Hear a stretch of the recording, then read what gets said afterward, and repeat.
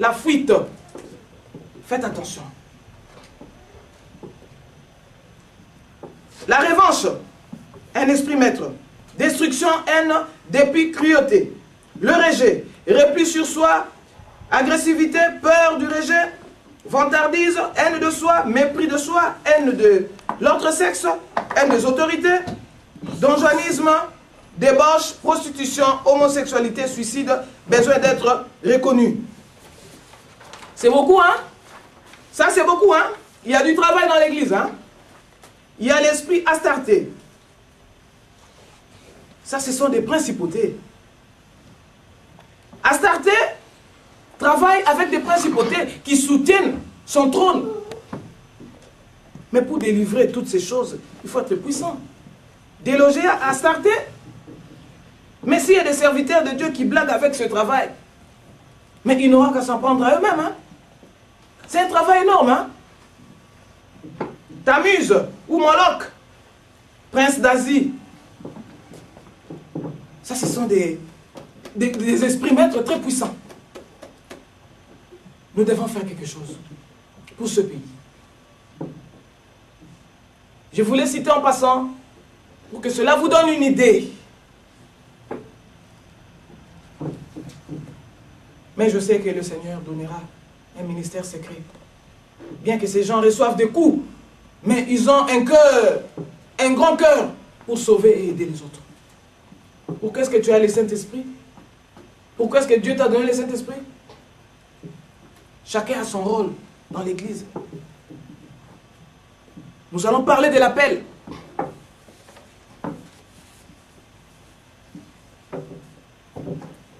Dieu distribue des dons. Il est souverain. Il les distribue, il les donne à qui il veut. Pour l'avancement de son œuvre. Bien-aimés dans le Seigneur, aujourd'hui vous êtes en train de m'écouter. Si vous sentez que vous êtes dans une église infidèle, il faut sortir. Tout bonnement, il faut sortir. C'est le moment de prendre la décision. Vraiment, prenez la décision dans votre vie afin de préparer votre chemin. Car le Seigneur Jésus-Christ revient bientôt. Il a dit que je reviens bientôt. Et ma rétribution est avec moi pour rendre à chacun selon ses œuvres. Selon ses œuvres. Oui, nous croyons au Seigneur.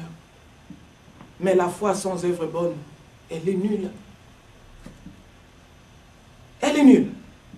On va démarrer.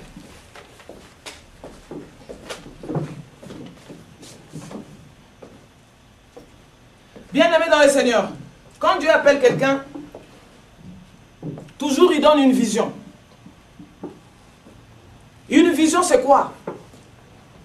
C'est une révélation de ce que Dieu veut faire dans votre vie. Il peut parler en songe.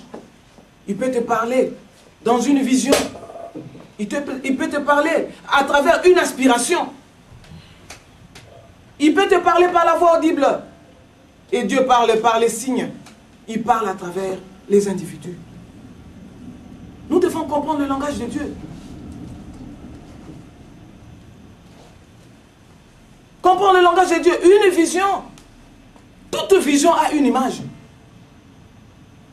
L'image de la vision, c'est ça le réma. En grec, nous avons logos et réma. Logos qui veut dire parole.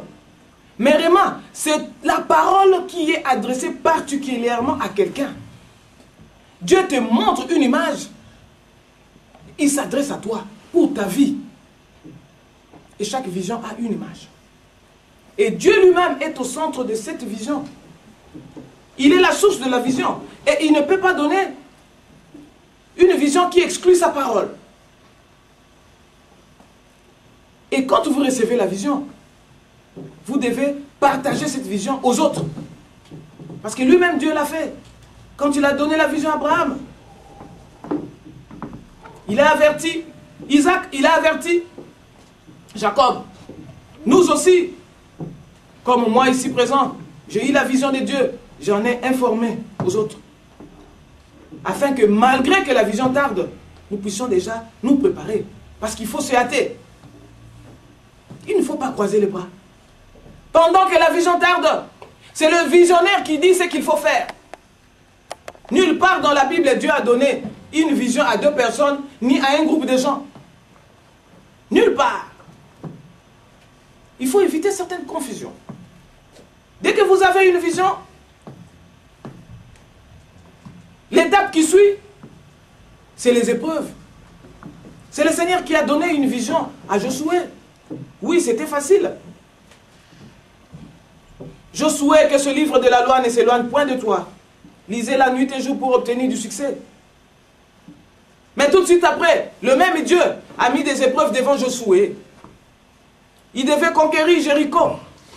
Faire 7 jours de ville. Il devait tourner autour de la ville pendant 7 jours et souffler dans la tempête. Ce qui n'était pas une méthode à l'époque de guerre facile. Ça paraît ridicule. Mais ce qui a fait gagner Josué, c'était l'obéissance. Dieu peut faire certaines choses ridicules, qui peuvent paraître ridicules devant les gens, mais l'obéissance vaut mieux que les sacrifices. Josué avait obéi. Et je vais vous dire que la vision, c'est quelque chose de très important. Ça donne la force.